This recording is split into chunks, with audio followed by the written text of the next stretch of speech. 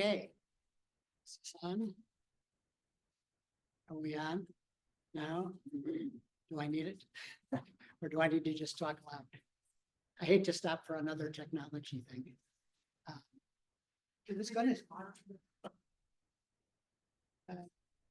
There's a mute button, but that's not. I don't know. I'll let you deal with that, and I'll try to talk loud until we see if we can get something different. So I'm Peter Collins. I'm a volunteer from the local chapter of Citizens Climate Lobby. And Citizens Climate Lobby is a national organization that particularly tries to influence legislation both on the federal and state level to reduce climate change.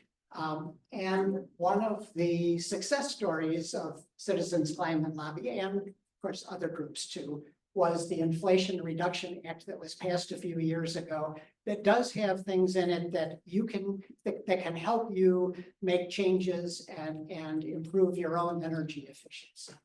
And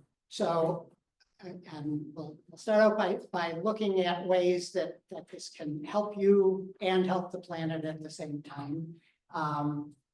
But a few disclaimers first. So number one, I am not a tax attorney or a financial planner or any of those things. I'm somebody who has done a fair amount of looking into all of this. I'll tell you the things as best I can, but if you want professional advice, you should go to a professional. And number two, this is a federal bill. Right now in Washington, D.C., things are changing fairly quickly. And so things may change. Things that I tell you are true today may not be true next year, but they are for now. And so in some cases, the sooner you might take advantage of these, the better. Okay, so which way do I have to go? Oops, that way.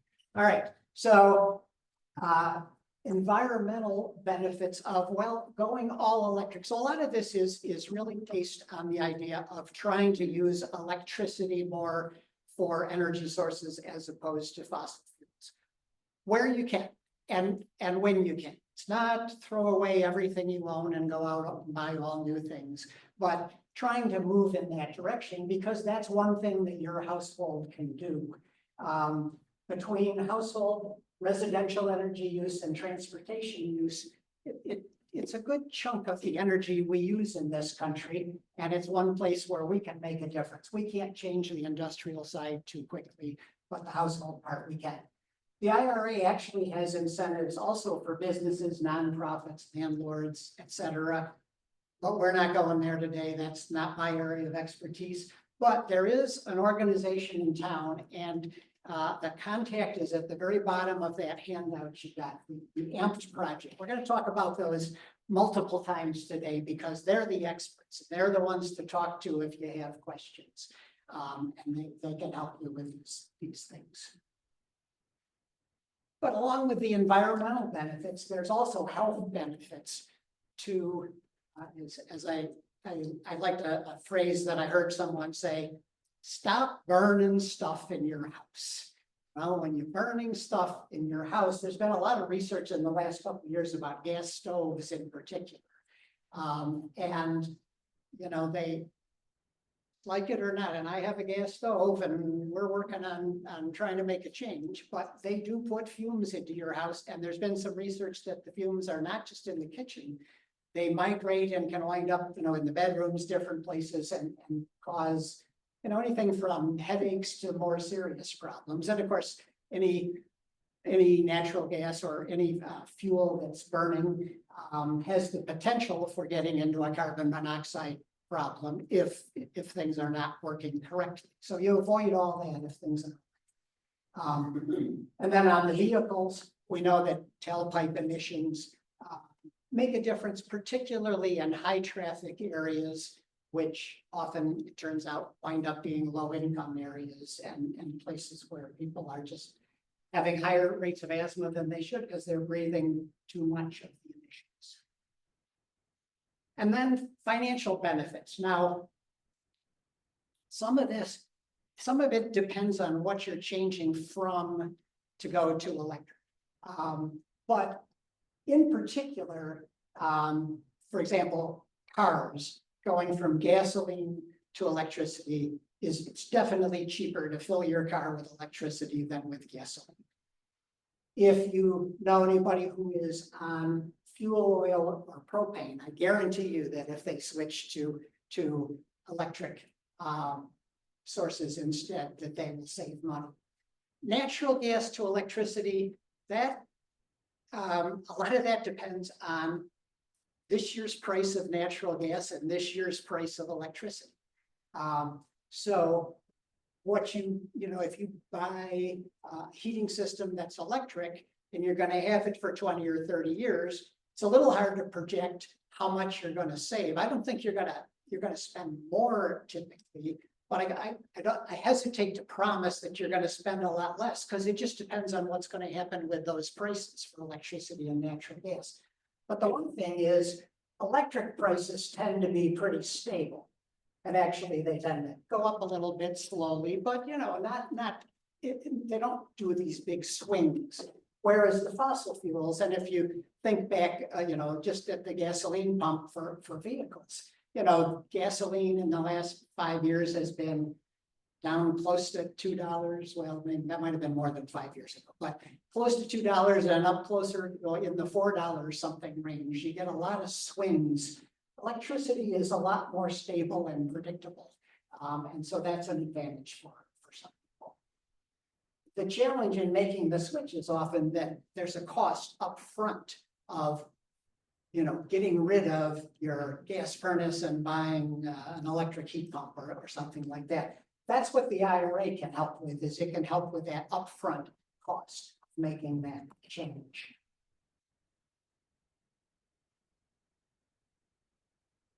So I just mentioned heat pump, and many of you may be familiar with this, but I'm just going to quickly, for anyone who isn't, explain that a heat pump is just a machine that moves heat from one place to another. And the best example is your refrigerator. The compressor and the refrigerator system moves heat from inside the refrigerator to outside the refrigerator. That's what it does.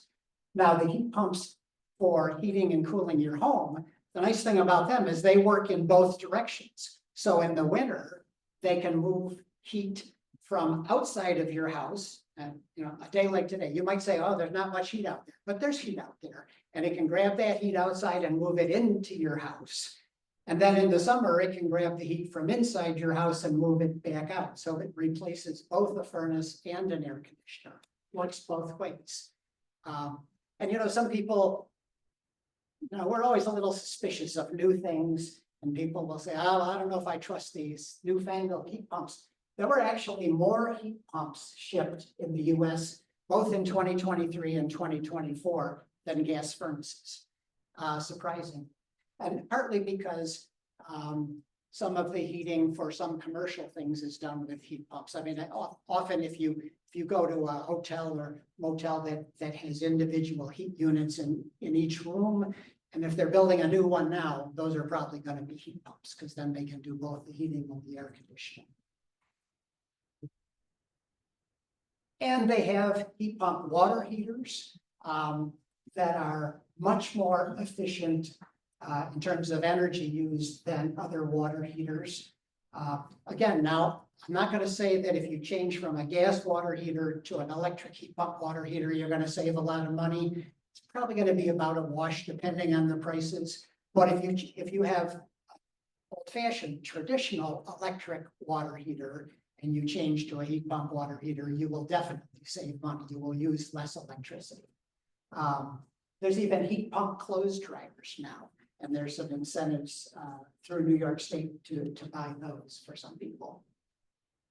All right, so yes. Does a heat pump clothes dryer work separately from the other heat pumps that heat in your house? Yes, it's a clothes dryer unit that basically takes the heat out of the room that it's in and puts it into the dryer and heats the clothes and dries them. And one nice thing about them is You don't have to have a vent to outdoors like you would for most dryers. They're self-contained. All right, so under the IRA, there were two basic types of incentives. There are rebates. And so the rebates, you can think of it as like an upfront instant rebate. It's almost like having a coupon in your hand and going to buy something and you just pay less, okay? And those are all being administered by each state. So 50 different states are administering these rebates. In New York State, it's being done by NYSERDA, which is the New York State Energy Research Development Agency or Authority. Okay, there we go. Anyway, I'll just say NYSERDA. Just like for the Inflation Reduction Act, I'm going to just say IRA. It saves time. So some of these are available now. Some of them are still coming. New York State was given a pot of money by the feds. And one of the things that the Biden administration did on their way out was to try to get some of that money out the door and off to the states so that it would be there. New York has that money, and until it runs out, those rebates are going to be available. Then on the other side, income tax credits. And so in this case, you have to pay out all the money yourself. And then when you file your income taxes, you can get some of it back, right? And those are available now, but we do know that the current Congress is working on a big tax bill that's probably going to take effect January 1st, which may change some things. So it's hard to know. I don't want to make promises about how long these are going to be available, but they are available now. All right, so let's start with the rebates. And some of these rebates in particular are income dependent. So there are two categories. Low income is considered below 80% of the area median family income. So it depends on your family size. Anything below these numbers would be considered low income. And then moderate income is between 80% and 150%. So the moderate numbers actually go up a ways more than people might expect. And these are only income dependent. So, somebody mentioned to me, well, you should mention that, for example, some senior citizens, I'm not supposed to say, what is it, lifespan says, I'm supposed to say older adults. I'm not supposed to say senior citizens. Okay, I'm an older adult. So some older adults may have assets, but they may not have huge incomes every year. This is only based on your income, and you can be eligible for these things. And in general, if you're in the low income category, you can get up to 100% rebate on some things up to a certain cap. If you're in the moderate category, you can get up to 50% rebate. So one of them is green appliances. And we just were talking about the heat pump clothes dryers. That's actually the one that is available right now from New York State. Again, if you're in the low or moderate income, well, actually, we're not quite sure about moderate. So the New York State website has the information for the low and moderate as if it's available right now. But one of the people from AMP who works with this all the time says he's not having any luck getting the moderates to go through yet. He was told they're going to be available in March. The low income ones are working now. Moderate will be coming. So heat pump clothes dryers are available, and coming also in March is supposed to be incentives for electric stoves. And both of these, you can, in addition to the $840 that you can get towards, and you have to go to a participating retailer, and they have a list of who the participating retailers are. You go on the website, you get certified, you get a little printout or something, and you take it to the retailer and they give you the money off. But in addition to that, if you need to do wiring work. For example, if you had a gas stove and you're changing to an electric stove and you don't have a heavy duty 220-volt electric line going to your stove, you might have to call an electrician, have that done. You can get rebates towards that too. If you're in the low or moderate income category. The stoves that are coming, but the rebates are not quite here yet. We hope March. I will mention, because some people say, "Wow, but I don't want an electric stove," because I've had bad experiences with electric stoves. You know, you turn them on and it takes forever to heat up, and then you turn it off and it takes forever to cool down.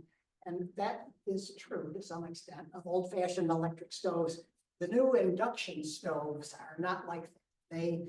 They heat up quickly, they cool off quickly. And actually, they don't really even get very warm because all the heat, you do have to have a steel-based or a pot that you're using on it. Aluminum doesn't work because it's basically through a magnetic, I'm not a physicist, but a magnetic process that they heat up. And so the unit heats the pot and doesn't heat the actual top of the stove very much, just whatever it gets from the pot. So they're safer, they're fast, precise, supposed to be good things. We're looking into it for our house. All right. Let it go.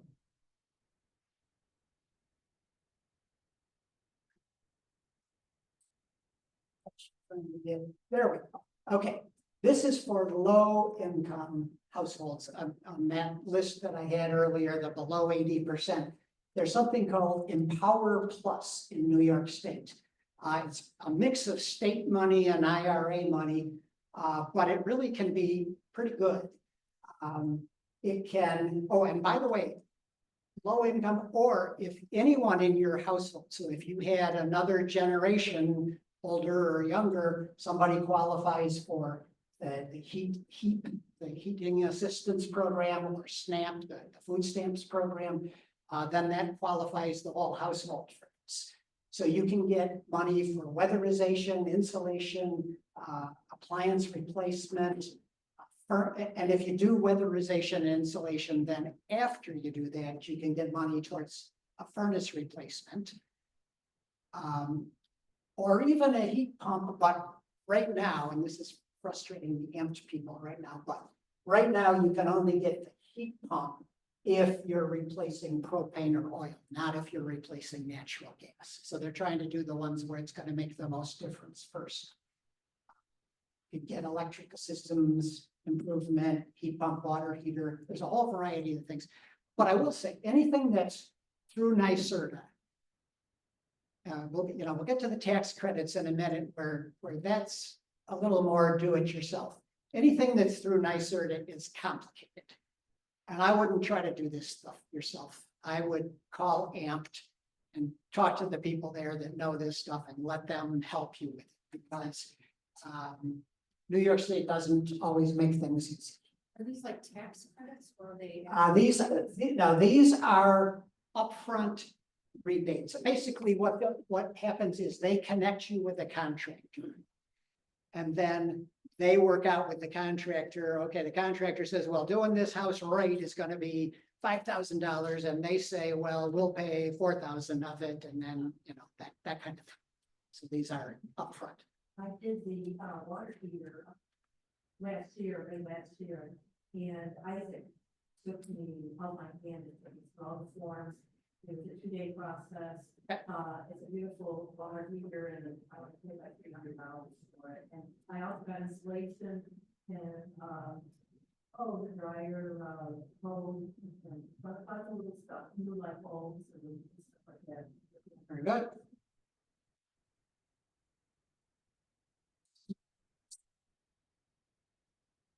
Then there's another program, because New York State loves programs. So there's the Comfort Home program. This is not really IRA money. This is New York State money. But this is open to anybody in the state. Any income level, doesn't have to be low or moderate. Anyone can get a free energy audit. Have them come to your house, you know, check the house, tell you what improvements you would make and which ones would give you the best return for your investment. And then depending on the home's needs, there are, especially if the home needs quite a bit, there are some packages of insulation and weatherization that they can do and get you a partial upfront rebate, you know, a price reduction on that. And then if you do tighten up your home, you do this weatherization and insulation, then afterwards you can qualify for a rebate towards a heat pump. And whatever money that so the state's going to pay some of this, but you're going to pay some of it. The part you pay can qualify for the IRA tax credits, which is the next category that we're about to go to.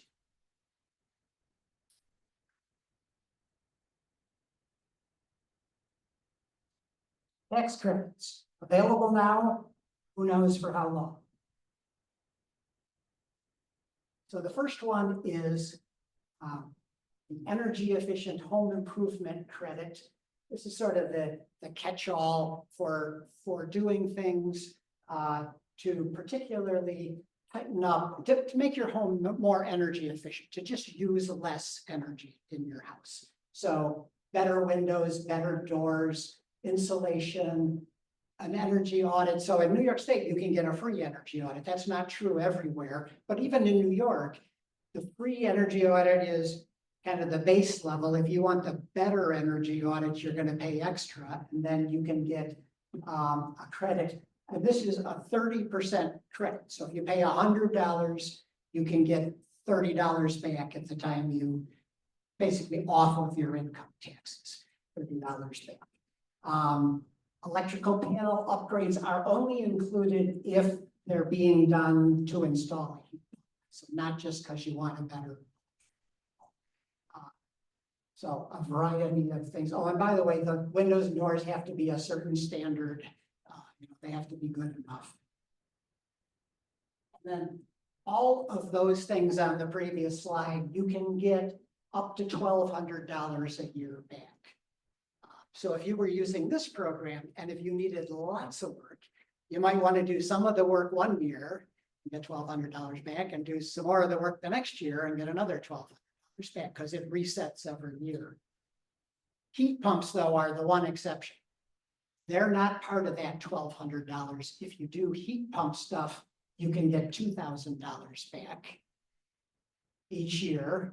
So again, if you were going to do a heat pump for heating and cooling, and a heat pump water heater under this program, you might want to do them in 2 different years because you could get $2,000 back. Well, if up to $2,000 back, it's 30% of whatever you paid up to $2,000. And then, like this says, they're available. These credits are available. They're in the law. They're available unless the law changes. I used to joke, last year I would say, well, you know, to change the law, you've got to have the House and the Senate and the President all the same party. When does that ever happen? Well, now, I guess. So they could change, but for right now, they're there. And some of these things, you know, if you do the heat pump, in addition to the $2,000, you may find that there's a separate New York State incentive. And those kind of come and go. And that's, again, one of the reasons I encourage people to talk to AMP, because they know what's available right now. Clean vehicle credits. Okay, there's actually been a lot of talk about these in the news as one of the things that, surprisingly, Elon Musk, who's got the EV company Tesla, is talking about doing away with the incentives to have people buy EVs, which I haven't quite figured out, but except that he says it'll hurt the other EV companies more than it'll hurt his company. But anyway, for right now, the incentives are there. You can get an income tax credit of up to $7,500. Now, there is a catch on that it depends on what your tax calculated income tax would be for this year, because it can only take your income tax down to 0. So if if when you do your taxes, it turns out that the amount of tax you're supposed to pay is $6,000, and they took $6,000 out of your paychecks, so you're not gonna get any refund. Well, if you bought one of these cars and were eligible for a $7,500 credit, you would get $6,000. You would not get $7,500. You can only get the amount of your tax. And there are some income limits, has to be under 300,000 for joint or 150,000 for single.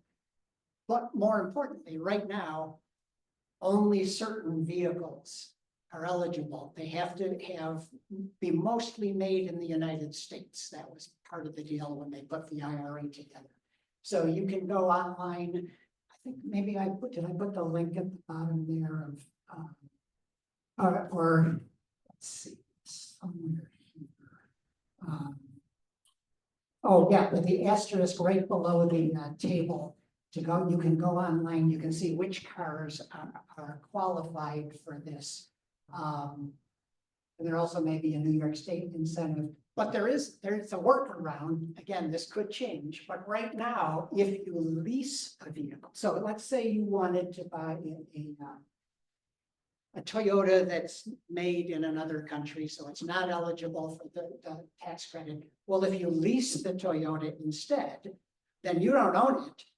Toyota owns it, or who their leasing company owns it. Their company can get the $7,500 rebate. There's no rule about it has to be made in America for leasing.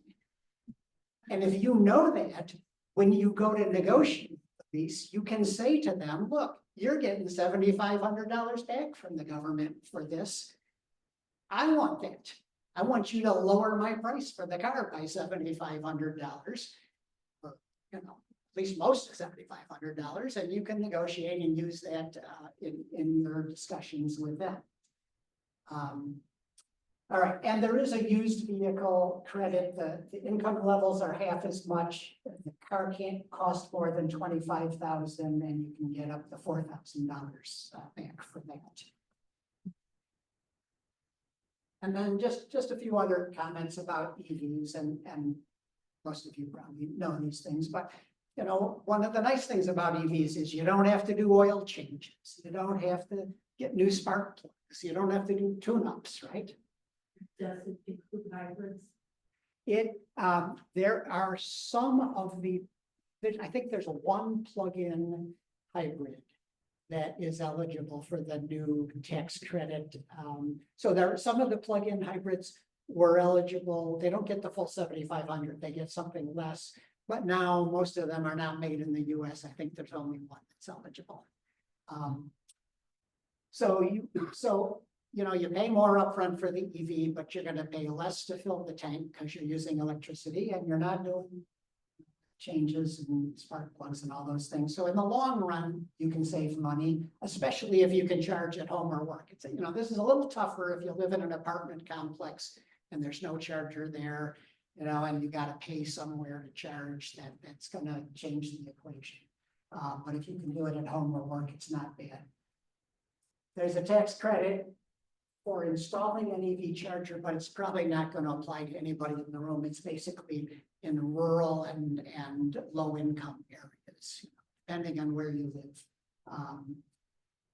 And this one, so this is a tax credit, but somehow they worked out a deal that in most cases now, the dealer can actually provide this up front and just lower the price of the car by $7,500. You still have to somehow report it. They give you a form, you have to report it when you do your taxes, and so to make sure that you were actually under that income level you were supposed to be under and that kind of thing. But it does basically come off of the price of the car with most dealers.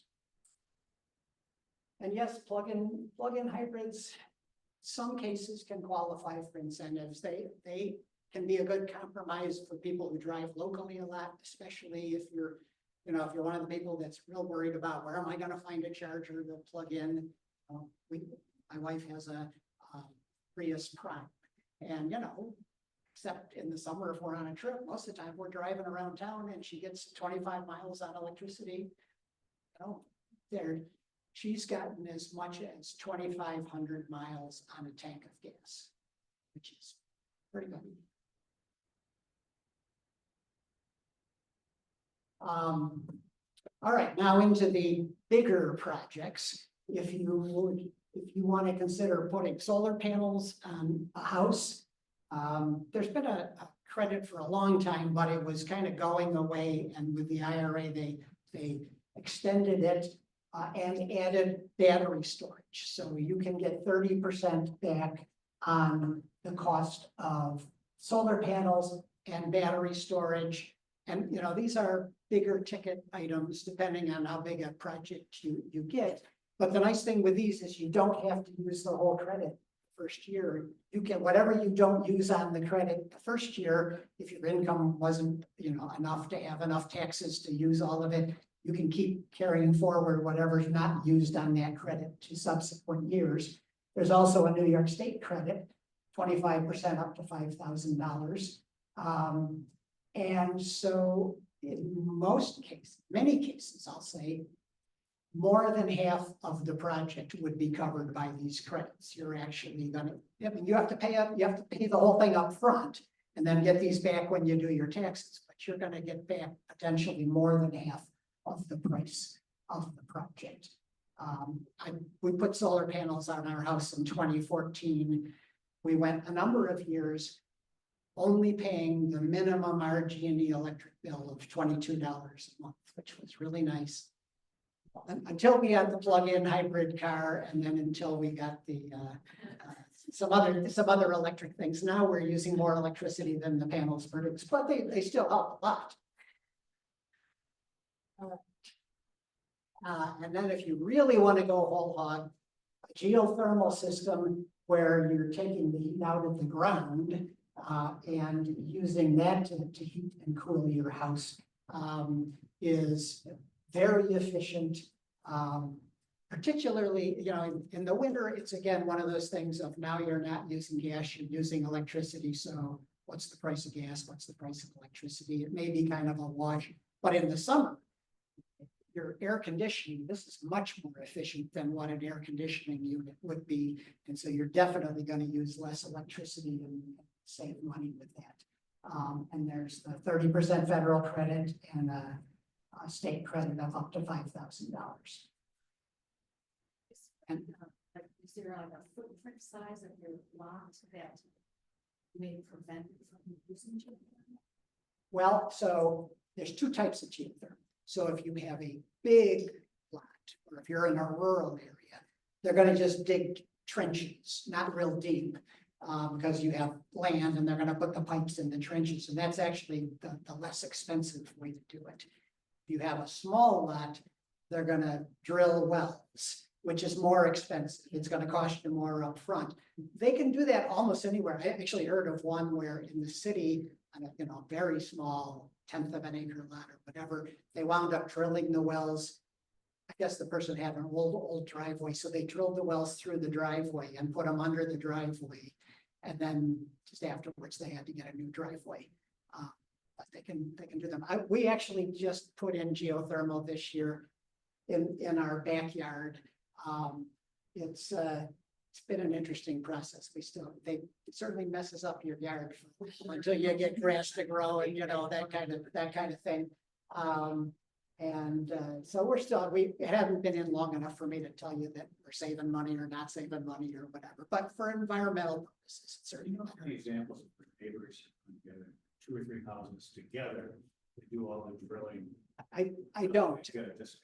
I mean, that seems like the way to do it, and I don't. I know that commercial systems, there are some commercial systems where, and I don't know about, I'm not sure about locally, but I know nationally, there are some commercial systems where a company will drill some big wells and hook up a neighborhood of either commercial businesses or houses or something. And so there's a company called Dandelion Energy that's a spin-off from Google that's doing exactly that. They're finding neighborhoods and they'll do, 10 in a row. They actually came on here a few years ago, but the problem is so much of our heat is natural gas. It's not as economical. So they're doing some of this in Westchester and places that have more oil-based heating systems, because then the financial benefits are larger. So, it's a good model, but that's the challenge, is the economics of it.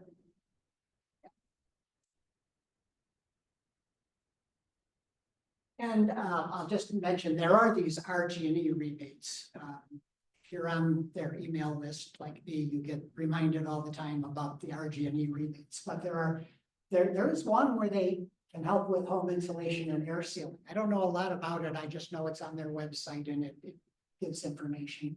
But they do have weatherization products, air purifiers, dehumidifiers, Wi-Fi thermostats, LED light bulbs, where you buy them through them at a discount. And there's also some discounts through them for heat pump, heating and cooling and water heaters. But the folks at AMPT told me that the word on the street is that some of these programs are ending in July. So if you want to get into these, you might want to get going on them. And they may be replaced with something else. We're not sure, but there's just that buzz is out there. So, a lot of stuff. Where do you start? That's what people often say, well, where do I start with all this? So I think the home energy audit is where you start. And again, in New York State, you can get it free through NYSERDA. And then weatherization, you don't want to be buying a new heating system or something while the heat is still leaking out of your walls and windows. You want to fix that first. That's where you get the most bang for your buck. Plus, a heating system is supposed to be sized to be the right size for what your house needs. So if you buy the heating system first and then do all the insulation, then what your house needs changes and you have the wrong size furnace or heat pump now.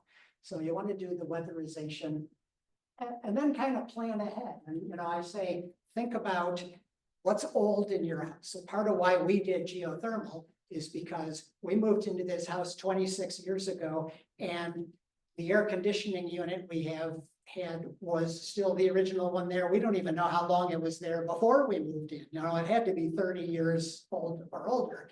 It didn't owe us anything, and it wasn't going to last much longer. So we were thinking about what to do. And our water heater was, 15 years old, so those things, if you think ahead, the problem is if your water heater dies in the middle of the night, what are you going to do? You're going to call the plumber. The plumber's going to come. He's going to bring the same water heater that you had before, and he's going to connect it the same way. And, you're not going to change. So plan ahead. And, in some cases, if you're changing to electricity, do you need a bigger electrical panel? Particularly if anybody still has 100 amp service, which was certainly not uncommon at all in older houses. To do some of this, some of these are going to be hard with a 100 amp service. 150, you can get away with. There's actually technical gizmos you can do. There are car chargers so that if you had two EVs and you have two chargers, they talk to each other so they don't both go on at the same time if that would be too much of a load for your panel. And so this car charges, and when it's done, it tells the other car it can start, and then it charges. That kind of thing. Yeah, so if you think you might be getting an EV sometime or a plug-in hybrid, well, the plug-in hybrids, depending on what it is, you can actually just plug into a 110 outlet. That's what we do. It takes about 6 hours if it's all the way empty. But if you want faster charging, or if you have an EV that takes more, then you might want the faster charger. Yes, all right. So just to reinforce this idea of, the building envelope, outside of the building, tightening that up as much as you can. Even little things. The last week or two when we had some cold, windy days, I noticed that a place where we had new, good windows put in a few years ago, I was feeling a little draft, and I was like, wait a minute, I shouldn't be feeling a draft here. And I realized that the caulk around the window had cracked in a few places, just enough so that some air could come in. And, that was cold air coming into my house and, making me pay more. So sometimes it's as little as just putting a little caulk in some cracks, those kinds of things. If you're a do-it-yourselfer, you can do some of that, but if not, the various contractors are happy to do that. All right, and I will mention, this is kind of fun, online, the Rewiring America organization, and I put that link on your sheet too, down at the bottom under other resources. They have a calculator where you can put in your zip code, whether you're a homeowner or a renter, your household income, your tax filing, your household size, and then they will tell you exactly what you're eligible under the IRA. They don't necessarily have all the New York State programs, but they'll have the federal stuff in there. So it's kind of fun to try that. And so this AMPed program I've talked about, if you want good advice, impartial, New York State funds in each region of the state. They fund one or a nonprofit to give energy efficiency and clean energy advice. And so for the Rochester Finger Lakes area, the local Climate Solutions Accelerator, which some of you may have heard of, they got this funding and they set up a separate program called AMPed. And they have 3 full-time energy advisors plus a supervisor. They're very good and they stay up to date with these things. So when I said, well, these programs are supposed to be available in March, they're the people who are going to know on March 7th, has New York State turned on the incentive for the electric stoves yet or not. They keep track of that stuff. But they also know which contractors to recommend and which contractors not to recommend, and which contractors will work with you and help you, like Isaac or whatever, help you get through some of the paperwork for some of these programs to get the rebates.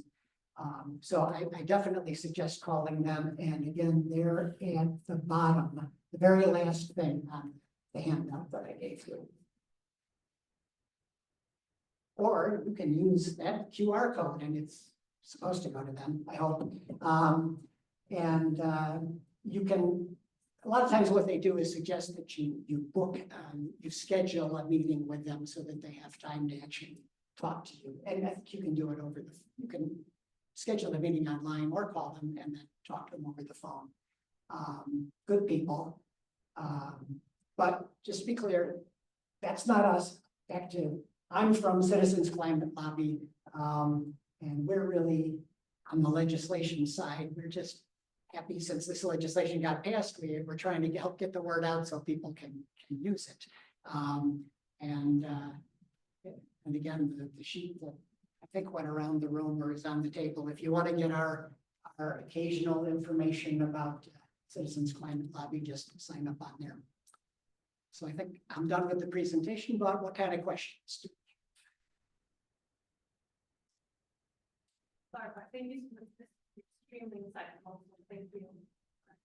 You're welcome. Great drive. Thank you for making very helpful events. Those meetings are free of charge. Right? Yes, AMP just getting state money to help you. And so they don't charge you anything. And they can help you, and they don't get kickbacks from the contractors to send you to this contractor or that contractor. The contractors, though, the contractor will work out with you. Here's what you need. Here's how much it would cost. Here's how much state might pay, but the rest of it you're going to pay. That's the deal.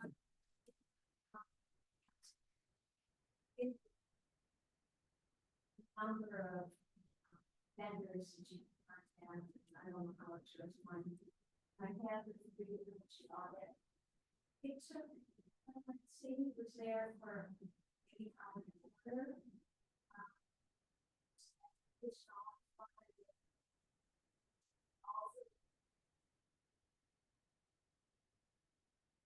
And did they do a blower door test where they hook something up, a fan up to your door and blow. They probably, I think the free audit does not include the blower door test. And then if you want the blower door test, which is the next level up, you pay a little extra for that if you want to.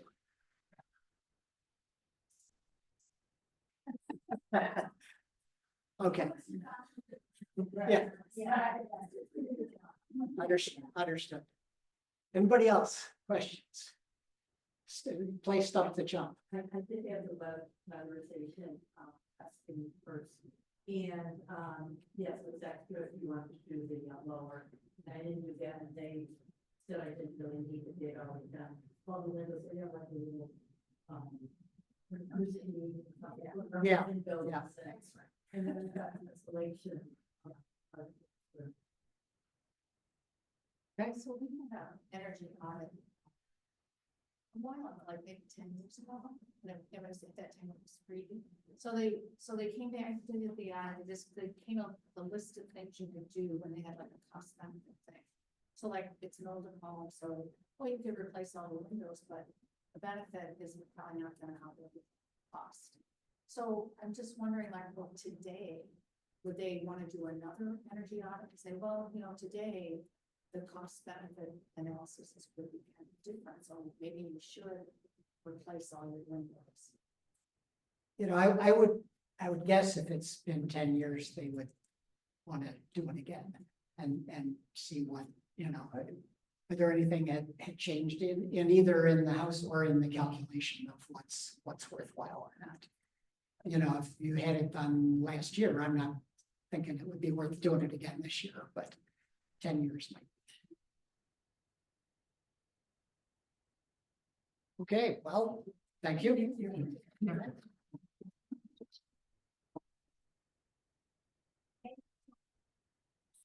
Sure. I'm